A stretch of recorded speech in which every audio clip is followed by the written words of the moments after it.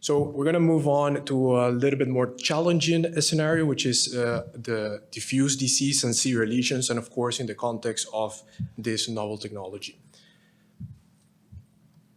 So we know that randomized clinical trials have confirmed that invasive functional assessment improve clinical outcomes after PCI. And we know as well that fractional flow reserve provides a vessel-level metric that can be utilized as a surrogate of myocardial ischemia. In addition to the classical distal FFR value that we use for clinical decision-making, we can also do a pullback maneuver, and this pullback will depict the distribution of epicardial resistance in that vessel. So that will allow us to characterize the pattern of coronary artery disease. I'm going to show you two cases from our initial experience.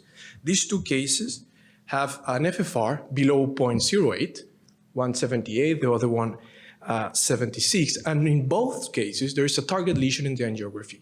I'm going to show you what this pullback information can give you. So you see in the left bar there is a big step up in the curve pointed by the big red bar here, and in the other part is a diffuse pressure drop in the whole vessel. So what we did, we used motorized FFR pullbacks. We took this motor and we gripped the pressure wire, and then we pulled back in a steady state, 1 millimeter per second, and that enabled us to standardize the relationship between pressure and length, and of course to correlate with the FFR angio values. I'm going to show you a couple of cases. This is what happened when you do PCI in patients with functional focal disease. I showed the case before. This is the mid-LAD. You see a clear target for PCI. We did this in the cath lab. It's a 23 millimeter stent. And I'm going to show you what happened with the post-PCI FFR pullback as well. There is a clear improvement in vessel physiology, and the distal FFR went from 76 to 88. Now I'm going to show you the second case. There is also a clear target for PCI. You will see the mid-segment of the LAD with a significant lesion. The FFR is below 0.8. You have a clear indication to go for a PCI. We did it. We put a 33 millimeter stent. I'm going to show you the post-PCI FFR pullback in this case. Starting with the distal value is 0.8, very disappointing. But when you look at the pullback, you will see that there is almost no improvement in vessel physiology if you look at the area below this curve. To compare the two cases, on the top, functional focal CAD with a clear improvement in vessel physiology as assessed by the FFR pullback curve. And if you see the bottom of the slide, you'll see a functional diffuse disease where despite a long stent, we have no improvement in vessel physiology. This is perhaps one of the causes of these higher event rates in patients with low post-PCI FFR, as shown in the previous presentations. So the question is how we can identify diffuse disease to avoid having this type of bad physiological results. So we started doing this. We took angiography, 95 cases in this case, and we put the operators. It was a single center. We did it in Aalst, and two persons saying this is focal or this is diffuse. And we give them the chance to say this can be focal and diffuse. So we end up with a blue group over there called combined. This is what they said. In these angios, I see 62% of patients with focal disease. Then we show them the FFR pullback curve. And this is what they said. Not anymore 62%, but now it's 50%, and the percentage of patients with a diffuse component in the pullback curve increased from 11 to 28 in the combined, and you will see also the numbers in the red bar.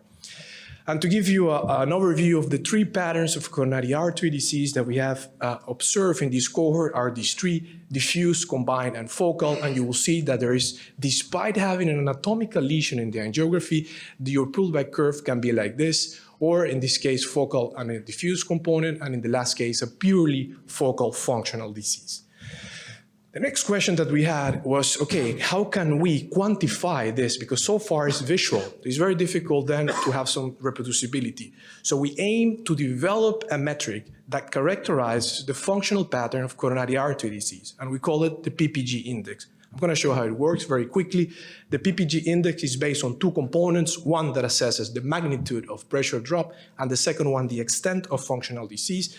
This is the equation. I'm not going to go in deep, but you need to know that it accounts for the extent of the FFR deterioration along the vessel.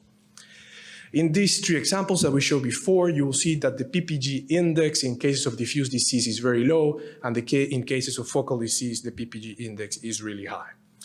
Interestingly, we have several serial lesions in this case, which were defined as well based on anatomy, on angiography. And when we look at the patterns of the FFR pressure drop, we found surprises. Not all serial lesions are the same.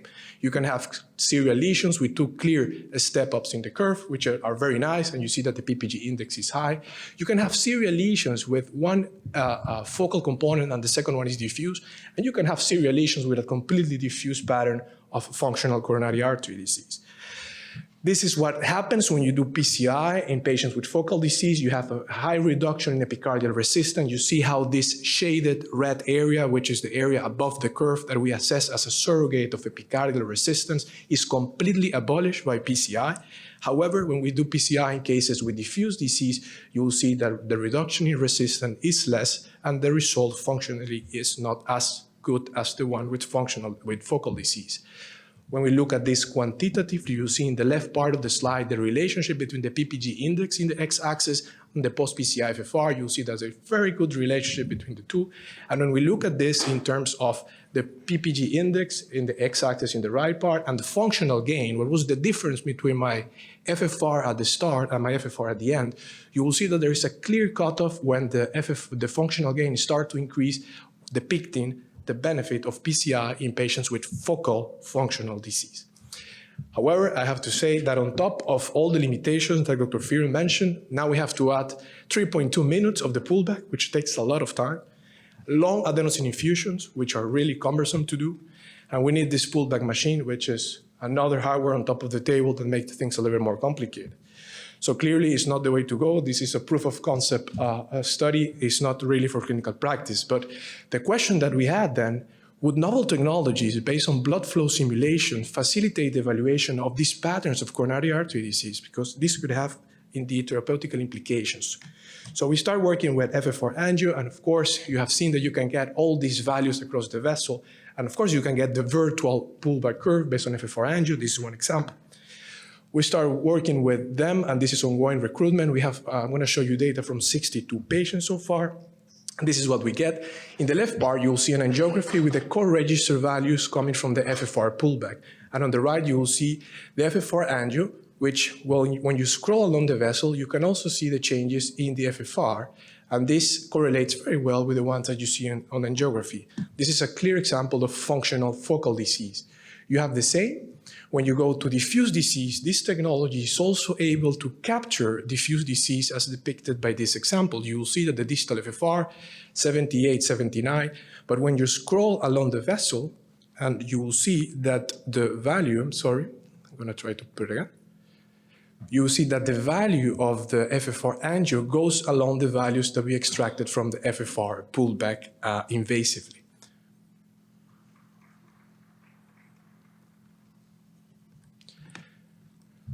Moving on, these are the results of our pullback study. You will see that when we look at the distal FFR values, these were the numbers that we got, 78 with the FFRangio and 77 with the invasive FFR. And you will see on the right the distribution. Now looking at all the values coming from the pullback, you will see that there is more than 5,000 FFR values. When we look at the distal FFRangio versus invasive FFR, and I think these results mimics the ones that were presented in the FAST study, very high sensitivity and accuracy with FFRangio compared to invasive FFR based on one single distal value. When we look now at the pullback data, and this is data from 6,025 FFR values, you will see that there is a very good correlation, 0.87, between the values extracted from the invasive pullbacks and the values coming from the vertical pullback with FFRangio. You will see there is almost a perfect slope and a perfect intercept, and you will see all the data concerning the correlation. If you see in the right part of the screen, you will see that in the plan element, the bias, the mean difference in this case was 0. To conclude, coronary physiology has evolved and has allowed us to characterize the pattern of functional coronary artery disease. Patients with functional focal disease appears to benefit the most from PCI, leading to higher values of post-PCI FFR, whereas patients with diffuse functional disease, PCI is associated with lower distal post-PCI FFR values. Therefore, the identification of the functional pattern of coronary artery disease bears the potential to improve patient selection for PCI, and FFRangio can characterize the pattern of coronary artery disease, aiding in patient selection and in revascularization planning.